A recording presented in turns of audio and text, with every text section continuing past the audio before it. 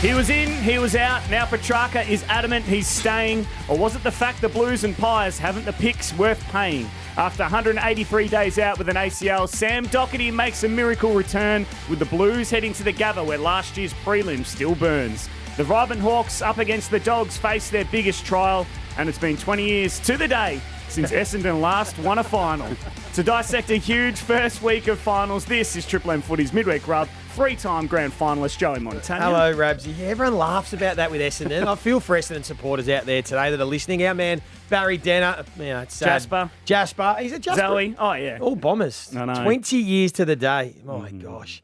And it's still the same narrative every time the season ends. It's a bit like, oh, next year will be better. And anyway, poor Bombers. But hey, I'm getting excited now for finals. We've been waiting a while. So is this man, three-time grand finalist, premiership player, Dazzy Thomas? Yes, thank you very much, Rabsy. I'm not sure that I have the same compassion for Bombers fans. Oh, come on. From the Pies and Carlton, where a lot of those fans booed me as well, but I think the Bombers over the journey were the ones that would openly tell you anywhere you went that they disliked you.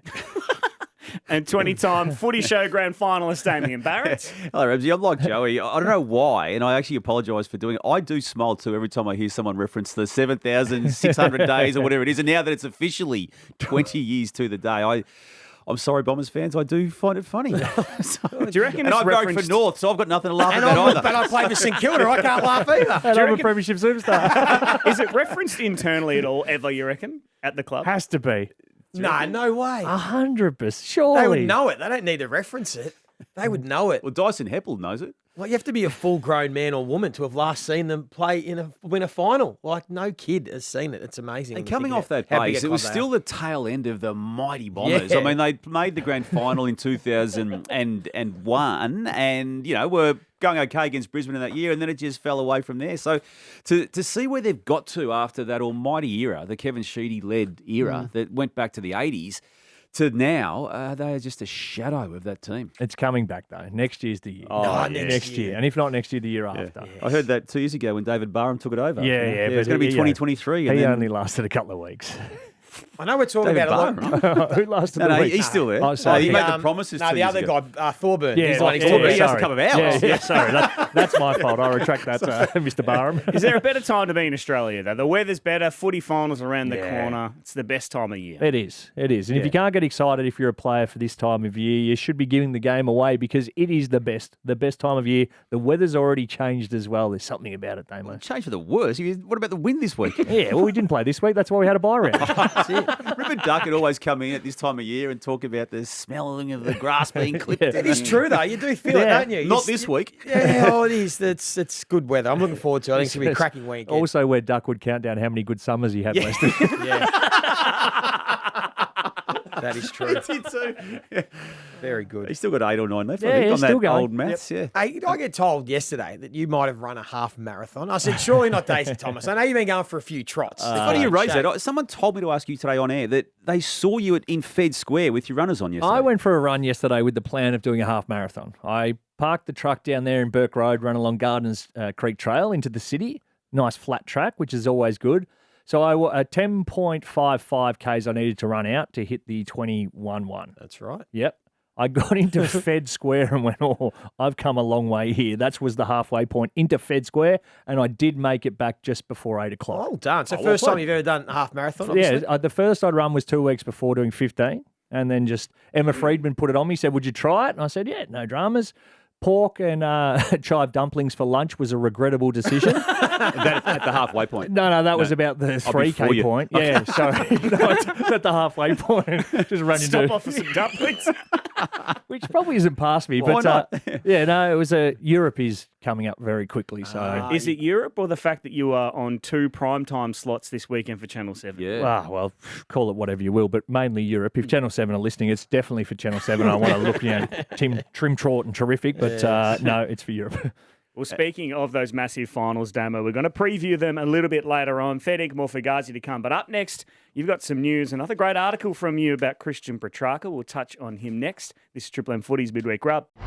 Get your match predictions soon, kicking off tomorrow night. Port Adelaide versus Geelong at Adelaide Oval, plus fair dinkum or Fugazi. This is Triple M Footy's Midweek Rub, thanks to BWS. Damo, one of those finals will feature a return from an ACL injury just 183 days ago in Sam Docherty. It's extraordinary, Rabsy, isn't it, how they have decided to publicly reveal that he will be playing on Saturday night, Docherty, after the opening round incident before half-time, way back against the same team at the same venue, Brisbane Lions Gabba, way back in late March. So to rush him back in, it's extraordinary. It's part of the influx of key big-name talent that the Blues will also be reintroducing for this particular game after a couple of weeks of injuries to so many big names. But the emotion attached to the Docherty decision, and now, I hate to say it, the heart in mouth that is going to be attached to anyone watching this game anytime he goes near the footy.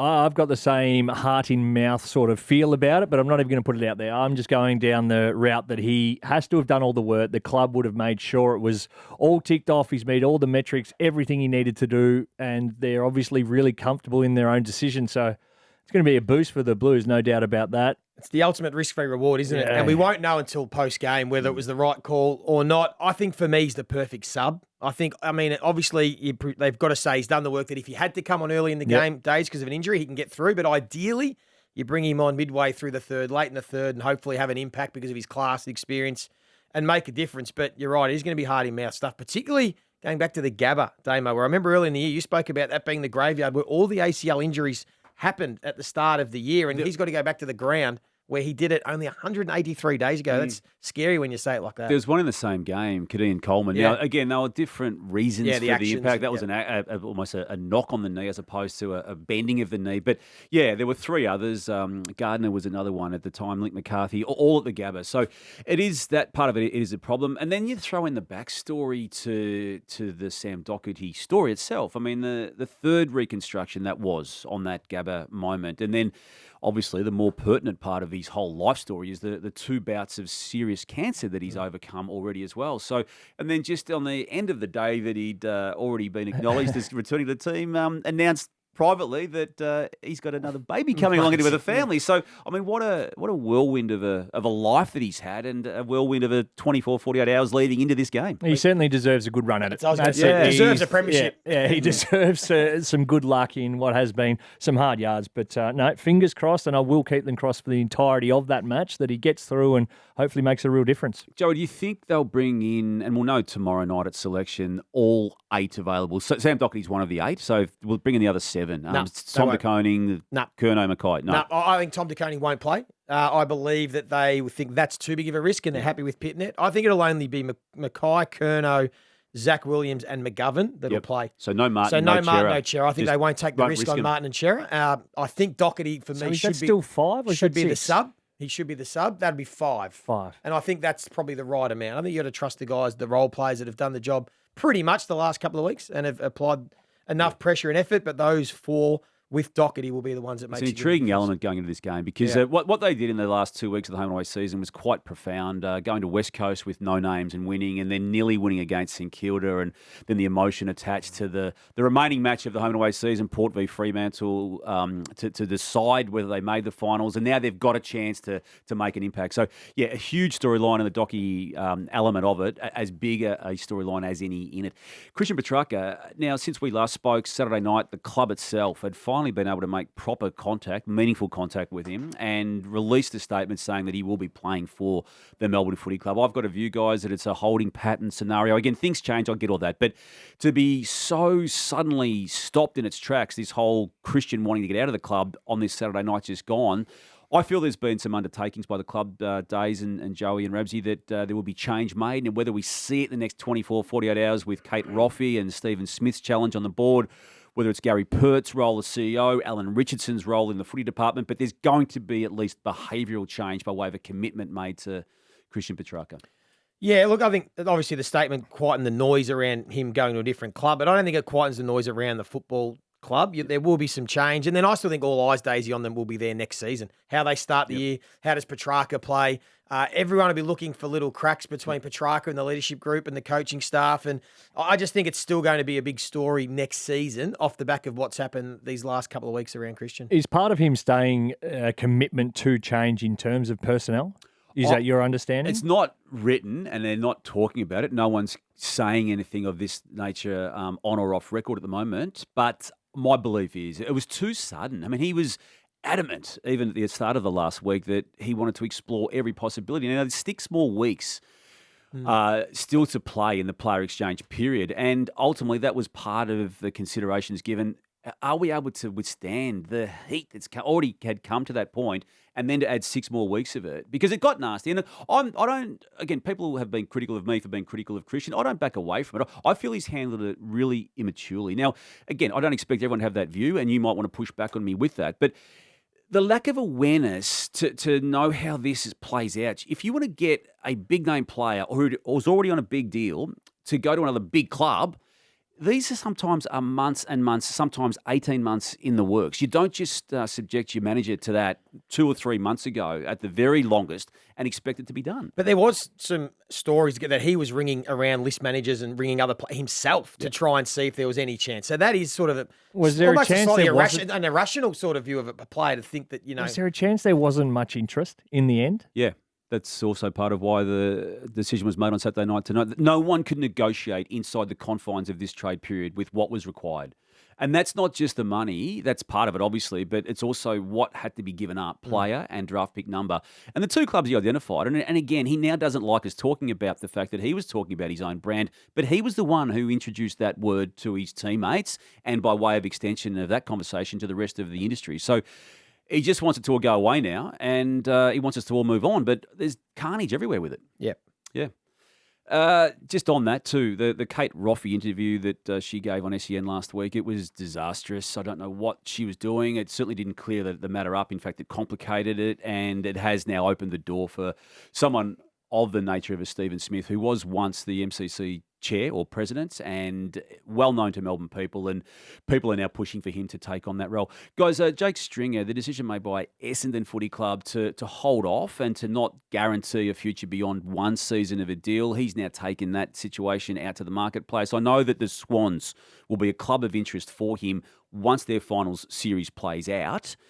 And there's a possibility there. But equally, there's the market now has opened up pretty significantly for him. There will be takers. I'm not sure the Bombers can afford to lose him just for the fact of being stubborn. When you look at their side and the games in which they have played well or the games in which they've been super competitive, it has been a lot of around what he has done with the ball or off the ball. No doubt there has to be some mannerism change in the way he goes about it. We saw him a few times on Sundays watching Joey, and there was some disappointment, almost Matthew Richardson like, arms out, or what about me, where was this, and those sorts of things. But in terms of talent and how important he is to a side, I would have thought he'd be a real priority. And if it is only 1 extra year, I couldn't see why not. Yeah, I understand what Essendon are doing because, we just joked they haven't won a final for 20 years. It's the same old thing. They need to change up something. So the whole, we're not going to extend Laverde, almost inviting him to look at another club. Same with Stringer.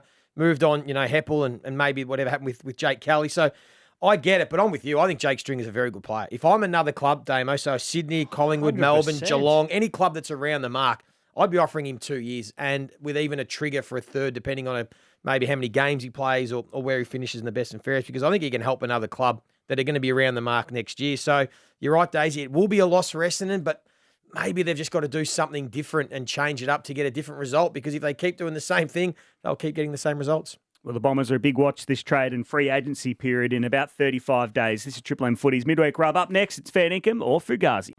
What's the Lockie Neal Fugazi thing? Did you read something about that? That's a band. That's a punk band. Oh. From the late 80s, early 90s. Fugazi. Yeah, good band.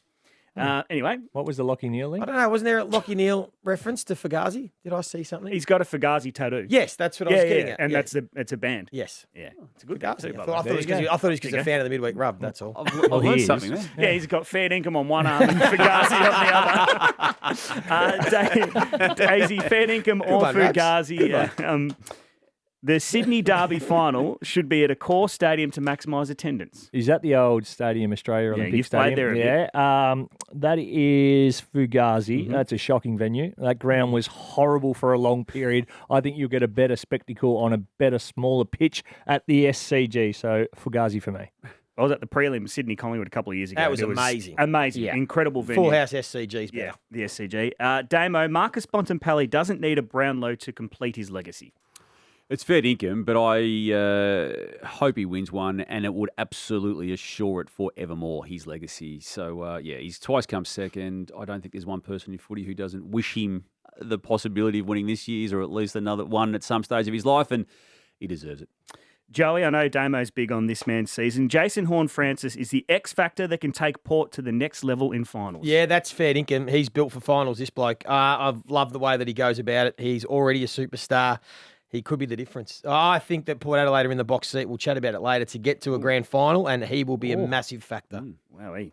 Sticking with you, mate. Chris Scott will have something planned to counteract Port's midfield advantage. That is fair income as well. Chris Scott will have something planned. He's the best in the business at trying to disarm the opposition while maximising what he has got.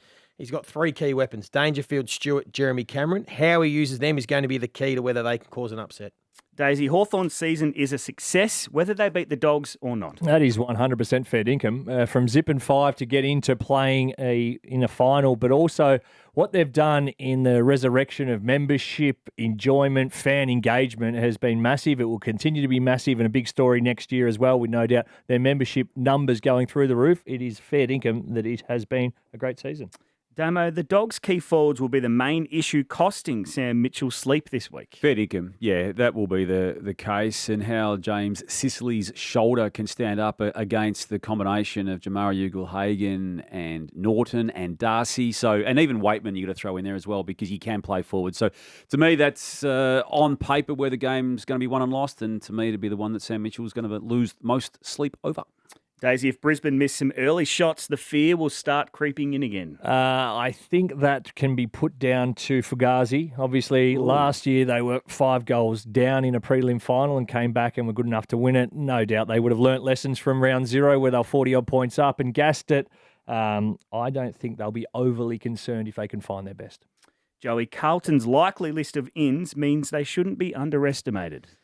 Well, they get a free hit, so you should never underestimate a team that have got nothing to lose, playing with house money. They've got to roll the dice, take risks, and go there and have a free swing. I find it hard to see how they can win, but you've got to be in it to win it, and they'll give themselves a chance. There's so many cliches in there. There wasn't there?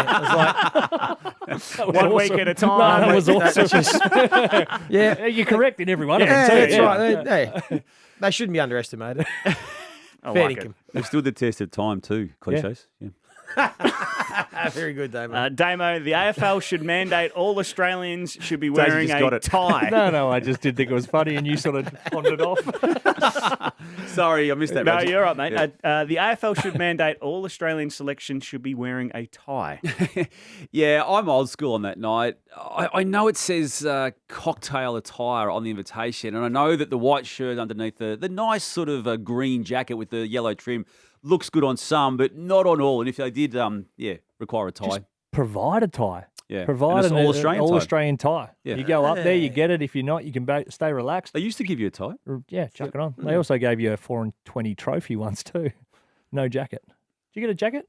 I did get a jacket because when I played international rules, when it was just all Australians, I got presented one.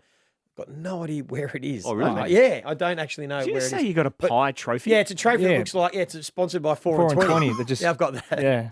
I want the jacket. I want a jacket. Yes. You should get a retrospective jacket. I agree. They gave retrospective Brownlows. Yeah, so I want a jacket. Yep. Do you know where that trophy is? Yeah, Yeah. at Mum's house.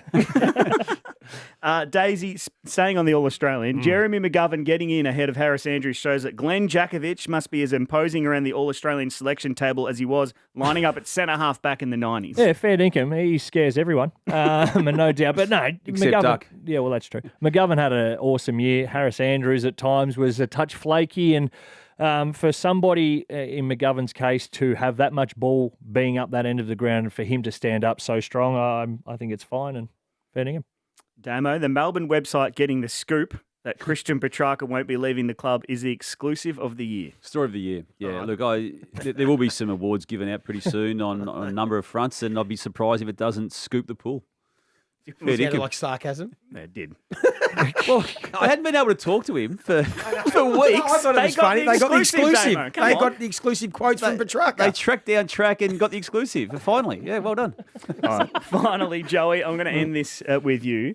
The Dogs are still using Daisy's Sharpie comments as motivation. Before you answer, This is audio from a hype piece on their website. They're lacking an identity as a team. And the second one that has been speculated is that there's unease in the Dogs. From board down, are they all on the same page? So you think the faith isn't there? Well, it appears that way. Get your Sharpie out and put your line through the Western Bulldogs. They're done for the year. Done for the year. Done for the year. Yeah. Book your holidays for September, Doggies fans. Not only was it a hype piece for social media, I heard that Luke Beveridge played that in a team review and said, look at these people that wrote us off. Look at them. And he looked straight at you. And I would have looked back and said, good luck.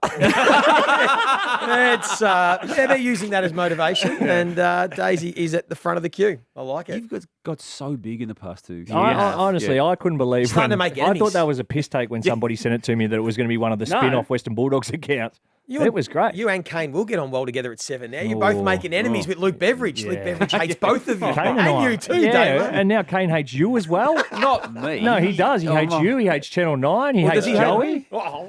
He hates you too, doesn't he? Yeah, and Rabsy, Jasper. Yeah, no, he doesn't like that. Yeah, no, fair enough too. You don't work hard enough. Well, that's fair enough. You know, there's only so many hours in the day. I'm wasting 3 hours a day sleeping when I could be working.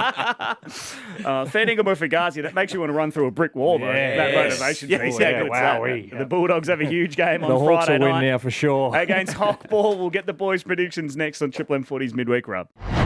Big thanks to BWS for sponsoring us all year. The finals kick off tomorrow night. Port Adelaide versus Geelong from Adelaide Oval. The Thursday rub is back for a one-off special from 6 as well with Jack Everett, Isaac Smith, Kate McCarthy and Jay-Z Clark. But Joey, where do you see this game being won and lost, the Power and the Cats? Yeah, I still just think looking at all the numbers and teams form that Port Adelaide are still the sleeper in this. They're still they've sort of been underestimated, I think, because their last 9 weeks, their game is in great shape. Like defensively, they are elite, the best defensive team over the last 8 to 10 weeks. Their clearance and pressure game is elite.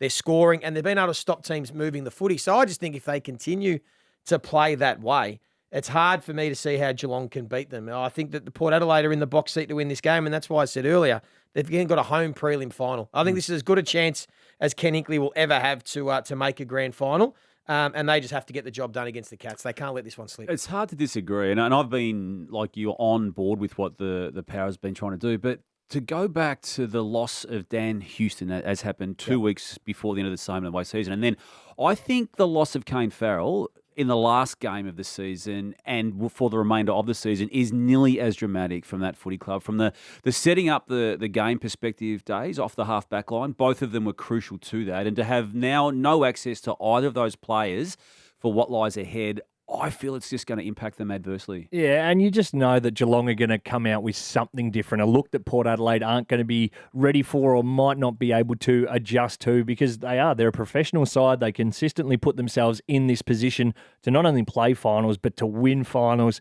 I am slightly leaning towards Port with you, Joey. I just think the home ground advantage is real for Port Adelaide over there. If you look what they did in their last 4 wins at the Adelaide Oval, one of those, of course, being by 112 points against Sydney. That's a bloody good form line. So they embarrassed the Dogs as well. Correct. At Adelaide Oval not long before that. So it's going to be a great game. Like I'm looking forward to it. The Cats, they're going to have something up their sleeve unless Jeremy Cameron or Tom Stewart. I mean, I just think if you're Port Adelaide, you have a plan for Tom Stewart. Well, they were the original. And McEntee will wait for him to sort of drift back and I think would go and latch on.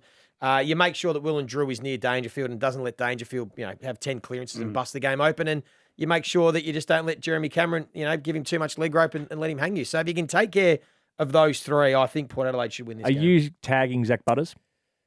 If I'm Geelong, I think Tom Atkins will play a defensive role. Yeah, I'm probably on Zach Butters. Horn Francis is the one, though, I reckon. He's the one that's been doing the damage. Mullins, who's he go to? Well, I don't know what they do with Horn Francis because he's splitting his time between midfield and half forward. And the Cats aren't really one that have sort of lockdown defenders. They just like to play their system, so we'll see.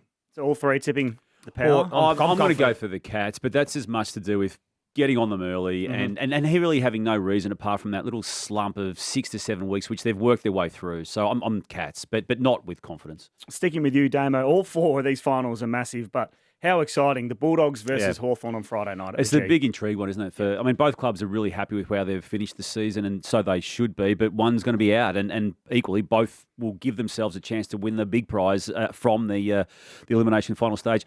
You touched on it, Rabsy, in the fair dinkum and Fugazi segment with the tools of the Dogs. And sometimes what's in front of you sometimes appears too obvious, but I just feel that is where this game will be won or lost. If they can negate the trio of Norton, Jamara Ugle-Hagan and Sam Darcy, and actually make it the quartet with Waitman, if they can negate them, just minimise the contact and damage there, that'll be a massive chance for Hawthorn, but I've got the Dogs just. The Dogs only been to the G twice this year, again, which is a little bit of the unknown with what they're going to do. Look, I've loved the way the Hawks have gone about it, especially in that back half of the season, kicking big scores in the last few weeks of the season, winning by large margins. Against sides, though, that I would put the question mark on whether or not they were there and ready to play. And whether or not that gives the Hawks a little bit of a false confidence in going in and you can flick the ball around. That's not how finals footy is played. For that reason, I'm going to lean slightly towards the Western Bulldogs. So Bulldogs fans, you can be happy. I do have the whiteout out. But I think the Western Bulldogs play more of a finals brand of football, so I'll take them on trust. Yeah, this is the toughest game of the weekend for me to tip. I toss a coin. As much as everyone's talking about can Hawthorn defend the Dogs' tools, I'm looking at it going, can the Dogs defend these Hawthorn smalls? The Dylan Moore, the Connor McDonald, Ginnivan, Watson and Bruce when he comes on, because Bailey Dale, young Fraser and Bramble, all good offensively. Taylor Jaray's one that can lock down. That's going to be the challenge because at the MCG, the Hawks use the full width of the field. They use the width and the depth and they really spread and test the opposition team defence. So Dogs would want to be on their game. I'm leaning to the Western Bulldogs purely on some finals experience and a bit of, the bit of the Bontempelli and Liberatore sort of willing their team over the line, but I can see the Hawks winning. So you're tipping the Bulldogs, but yep. you can see an upset in this game happening as well. Daisy, the Sydney Derby. This is going to be a huge game as well. The SCG, 3:20 p.m. Sydney versus the Giants. Yeah, again, so the Giants are the outsiders in this one, but I think they're a massive chance. I'll be tipping them in an upset. Sydney, very, very good for the first 2/3 of the season. I'm still concerned over what happened in the back third of that season. That loss to Port Adelaide was horrible. The Bulldogs got them as well within that period where they just didn't look like it. Whether or not they did have one eye cast forward to the end of the year because they'd set it up, we will never know until this weekend. But the Giants, 7-1 to finish the season. The loss was against the Dogs. Again, that probably worked out well. They get the home finals or stay in Sydney anyway. Slightly leaning towards the Giants. Again, not overly confident or sure. I like the Sydney Swans in this one. I think the bye will do them the world of good. They are a team that have based their whole game off their pressure and their energy, and I reckon that maybe the freshen up might just give them that spark back without the footy. They played Giants twice this year, beat them both times, and they took away the Giants' ball movement from the back half. Their forward pressure and their come forward defence really stifled Giants' ability to do that tsunami. So I can see Sydney doing that again to them, and I think they'll win. That's the beauty of this game being at the SCG as well. There is a chance that Sydney could come forward and really stifle them, or with one or two kicks, slice and dice, you're scoring heavily the other way. I like the fact that Papley and McInerney will come back in. They rested Heaney and also McCartan from that very last game. And we've been talking now for the best part of 2 years about the superstar trio of Warner, Goulden and Heaney. Add Nick Blakey to that too. It's a superstar quartet with that, and he was deservedly named All-Australian last week. And he, to me, is as crucial as anyone on that team. And I really, of all the 4 games, I'm as most confident on my selection of the Swans in this game as any. And finally, Joey, Brisbane versus Carlton, rounding out the finals week 1 up at the Gabba. Yeah, we've sort of touched on this, haven't we? It's sort of a throw up the stumps for the Blues. How do they cause an upset? They have to take away Brisbane's ball movement. So their team defence, which at times can be hit and miss, Daisy, we've seen games where Carlton can defend really well and other times where they're just off. If they can get their team defence spot on, stop Brisbane moving the footy around and maybe give themselves a chance, Charlie and Harry are going to have to sort of play at a really, really high level. Cripps will do what he's doing, but I find it hard to make a case for Carlton in this one. Yeah, I'm the same. I like what Carlton is doing, despite some people having reservations about it. I thought their last 2 weeks of the season was arguably Michael Voss's best coaching of his entire career. They had 1 win and 1 loss in it. I get that, but he had no players available, and he's now got this excitement and this X factor with these players coming back. So there are a chance it'll cause some mental damage, I think, in the lead up to the game at least, or mental concern for the Lions, but. Apart from those 2 matches they lost in rounds 22 and 23, the Lions, they had a really good back half of the year. They missed the double chance on the back of those losses, but they won't let this one slip, I wouldn't have thought. I'm looking forward to the tactics in this one. Dane Zorko's somebody that I think the Blues have certainly got to put a lot of time into because he has been, in the absence of Kadeen Coleman, the kicker, the distributor off half-back who has been setting up a lot of their offense. So they need to take time and space away from him. And that means that it falls to other kicks. So if you're and other players to kick the ball. So if you do sit up defensively, you will get the opportunity for forward half turnovers, again, which is what the Blues, when they're at their best, that's what they're doing. Cripps, I expect Dunkley to go to him and wear him tight. He's done that before. Whether or not Paddy Cripps then can fight his way through it, goes forward, or spend some time into Lockie Neal, freeing up another mid. These sort of little battles are going to be huge, but I just think that the Lions are the better side and have been going better for the entirety of the year. So therefore, unfortunately for the Blues, they won't be winning. To go on the 2024 season form, though, there's going to be an upset. We know there's going to be an upset. There might this be four weekend. of them. Yeah. Exactly. Yep. So before we finish, who has the most to lose this weekend out of the finals teams? Start with you, Joey. Oh, for me, it's Port Adelaide. I think that they can undo all their good work if they get rolled and don't make a grand final. Even if they get to a home prelim and lose, I think that poor Kenny Hinkley, who's done such a great job to get this team top two, if he can't make a grand final with the situation they're in right now, they're the biggest loser for me, not just this weekend, but for the final series. This week, for me, it's Brisbane, just on the back of what I just said. They're missing the double chance, which they had effectively earned late in the season, and then adding that to the previous 5 seasons of making finals, nearly winning a grand final as recently as last year. But to then, if they were to lose an elimination final, fall out in this year, that would be this week answer. In the next month, though, Rabsy, I'm looking at the Swans because as much as I love what they've done, they've lost their past 3 grand finals under John Longmire. So he's got as much to lose as anyone on the month perspective, not just the weekend perspective. I agree entirely with you. Yeah, I think the Lions this week, they're almost the one that has the most pressure on them to go out and get the win, and it should be done if you take form into consideration, and the same reasons for Sydney, what they've done throughout the entirety of the season with the double chance. If they manage to gas it, I think they'll be the biggest disappointment. Well, you can catch all 4 huge finals on the Listener app and on Triple M, starting with tomorrow night, Thursday Rub from 6 p.m. ahead of Port Adelaide versus Geelong. This has been Triple M Footy's Midweek Rub.